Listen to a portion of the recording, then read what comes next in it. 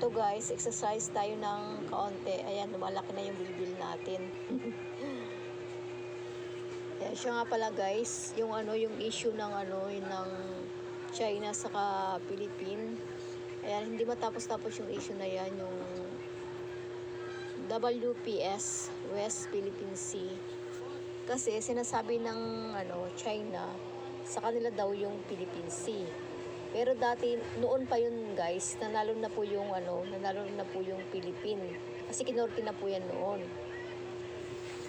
Pero ayaw maniwala ng China. Ayan. Kaya pinaglalaban din niya. Pero yung Philippine Sea guys, yung West Philippine Sea, sa atin po yun. Pero ayan, ayaw niyang maniwala na sa Pinas yun, kaya pinaglalaban din niya.